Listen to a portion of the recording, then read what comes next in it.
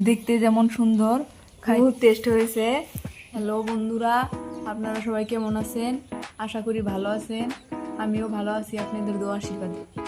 বাড়িতে মেহমান আসলে মাছ মাংস কিছুই না থাকলে আপনারা 5 মিনিটের ভিতরে এই সরষের ডিম ভর্তা তৈরি করতে পারবেন। সরষের ডিম ভর্তা কেমন করে করা লাগে আমি আপনাদের সম্পূর্ণ দেখাবো। বাড়িতে বেশি মানুষ থাকলে বেশি ডিম নেবেন, আর কম মানুষ থাকলে কম ডিম নেবেন। আমার 2টা ডিমে হয়ে যাব, তাই আমি 2টা ডিম নিছি। প্রথমে সেদ্ধ করে নেবেন। কম বেশি সবাই জানেন কেমন করে সেদ্ধ করতে হয়। সরষের ডিম ভর্তার সাথে কি কি উপকরণ লাগবে আমি আপনাদের দেখাবো। প্রথমে 2-3টা মরিচ নিয়ে নেবেন, তারপর 1 চামচ পরিমাণ লবণ নিয়ে নেবেন, দুটোটা একসাথে মিক্স করে নেবেন। এখন আমি প্রধান উপকরণটা নিব পেঁয়াজ আর কাঁচামরিচ। 2টা পিস নিয়েছি আমি, আপনারা চাইলে একটা নিতে পারবেন আপনাদের সুবিধা মতো। আমি আগে বেটে রেখেছিলাম, শস্য দিয়ে এইভাবে মিক্স করে নেবেন। মিক্স করা হয়ে গেছে। এবার আমি আপনাদের দেখাবো যে ডিম কীভাবে ভর্তা করতে হবে।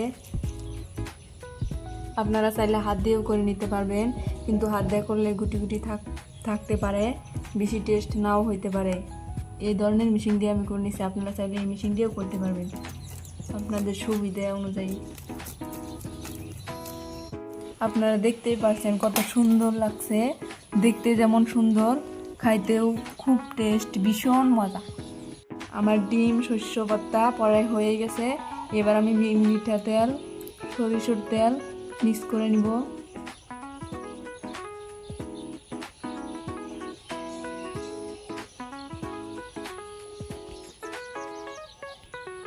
এখন সব কটা একলগে মিক্স করে নিব।